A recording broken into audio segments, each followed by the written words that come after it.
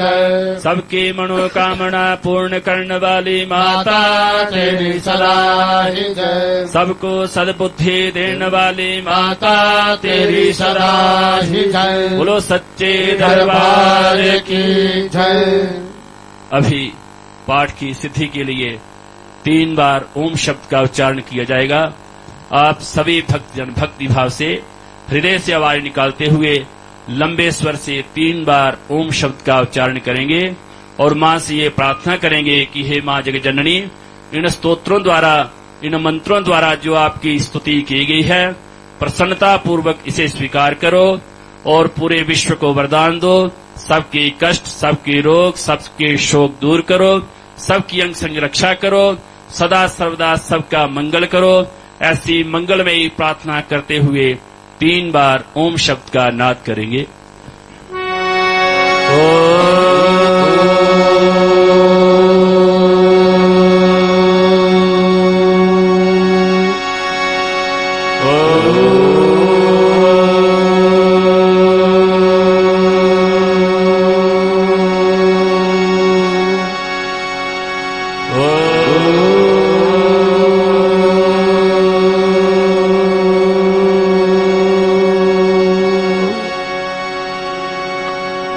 धर्म प्रेमी भक्तजनों, आज मां भगवती जी की अपार कृपा से आप सभी भक्तजन मां के चरणों में पधारे हैं।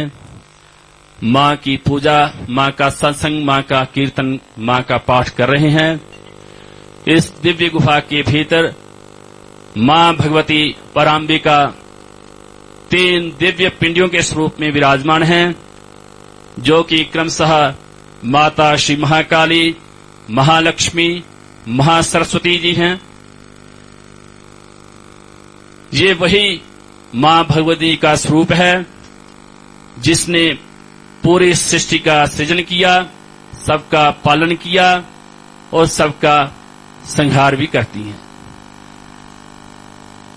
धर्म प्रेमी भक्तजनों, ये ही मां भगवती जगदम्बा समय समय पर अपने भक्तों की रक्षा करती हैं, उनके कष्टों को दूर करती हैं। मनुष्य ही नहीं, देवताओं पर भी जब जब संकट आए हैं, तब मां भगवती ने साकार रूप होकर करके देवताओं के कष्टों का निवारण किया है। पूर्व काल की बात है, जब मां सती अपने पिता दक्ष से क्रोधित होकर के अपना जो शरीर था, देह था, उस यज्ञ कुंड में उन्होंने दग्ध कर दिया। उसके उपरांत जब भगवान शिव जी को ये बात पता चली, तो भगवान शिव व्याकुल होकर के विश्व भर में भ्रमण करने लगे।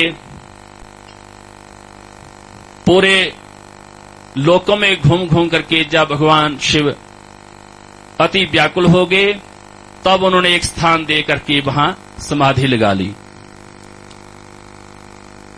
उधर जब देवी सती यज्ञ कुंड में दग्ध हो गई, तो सभी देवताओं की जो शक्ति थी वो क्षीण हो गई, सभी देवगण शक्तिहीन हो गए, क्योंकि उसी देवी सती की शक्ति से ही पूरा विश्व चलायमान हो रहा था। जब देवी सती अंतर्ध्यान हो गई, अपने लोक को चली गई, तो समूचे जगत में हाहाकार पड़ गया। सारे कार्य विपरीत होने लगे। सभी देवतागण, सभी ग्रह नक्षत्र अपनी चाल को भूल करके विपरीत दिशा में कार्य करने लगे। जब ये बात तारकासुर के एक दैत्य को पता चली कि शिव की जो शक्ति, जो भारियां हैं, उन्होंने अपना देह त्याग दिया है, तब उन्होंने बड़ी ही चतुरता से ब्रह्मा जी की तपस्या की। घोर तप करके ब्रह्मा जी को प्रसन्न कर लिया और बड़ी ही चतुराई से ब्रह्मा जी से ये वरदान मांगा कि मेरी मृत्यु शिव जी के औरस पुत्र से के हाथों हो। क्यों? उनको पता था कि शिव जी की जो भारियां, जो पत्नी हैं, वो तो देह त्याग चुकी हैं, अब उनका पुत्र होगा नहीं, और मैंने ब्रह्मा जी को मूर्ख बना करके बड़ी ही चतुराई से ये वर ले लिया, अब मेरी मृत्यु तो होगी नहीं। परंतु वे दैत्य मूर्ख बड़ा ही चपल था। उसे ये नहीं पता कि सृष्टिकर्ता ब्रह्मा जिसका सृजन करते हैं तो उसका साथ साथ संहार भी लिख देते हैं। ब्रह्मा जी ने तथास्तु कहा और वह दैत्य बड़े अभिमान में होकर के चारों दिशाओं में त्राही त्राही करने लगा। उसने स्वर्ग के ऊपर चढ़ाई कर दी और देवलोक तो पहले से ही शक्तिहीन हो गए थे। उन्होंने बिना युद्ध किए ही अपना जो स्वर्ग था अपने अपने घरों को छोड़ दिया और भाग करके जगह जगह कंदरों में छिप करके रहने लगे। तब सभी देवताओं ने मिलकर के एक बात सोची कि हम क्यों ना सभी मिलकर के भगवान विष्णु जी की शरण में जाएं, वैकुंठ में जाएं, वही हमारा उद्धार करेंगे। तब सभी देवतागण इंद्र आदि ऋषि मुनियों को आगे करके वैकुंठ में चले गए। भगवान विष्णु जी को प्रणाम किया और रो रो करके अपना वृत्तांत सुनाने लगे। कहने लगे, हे श्री हरि, हमें तारकासुर ने अपने घरों से मार मार करके निकाल दिया है, इसलिए आप ही हमारी रक्षा करें। आपने ही बड़ी बार हमारे रक्षा की है। तब भगवान विष्णु ने अपने योग ध्यान से देखा कि भगवती हमारे ही कुछ कार्यों से रुष्ट होकर के चली गई हैं, इसलिए हमें ये कष्ट भोगना पड़ रहा है। परंतु हम मां पराम्बिका के उनकी संतान हैं। जैसे मां छोटे बच्चे की गलती करने पर उसे डांटती है, उसे थप्पड़ भी मारती है, परंतु कोई ये नहीं कह सकता कि ये माता बड़ी ही कुमाता है, बड़ी ही निर्दयी है, अपने छोटे से बच्चे को मार रही है। सभी ये कहते हैं इसने अवश्य ही कोई गलती की है, इसलिए मां इसकी पिटाई कर रही है। वैसे ही मां पराम्बिका को ऐसे समझना चाहिए। हमारी कुछ त्रुटियों, कुछ गलतियों के कारण मां हमें ये शिक्षा देना चाहती है कि आप बार बार गलतियां करते हैं, तो वो हमें इस तरह से डांटती हैं, इस तरह से हमें शिक्षा देती हैं। इसलिए अभी और कोई भी उपाय से तारकासुर का हम विनाश नहीं कर सकते। तभी भगवान ने कहा, हम सबको मिलकर के मां पराम्बिका की तपस्या करनी चाहिए, वो ही हमारा उद्धार करेंगे, वो ही हमारे कष्टों का निवारण करेंगी।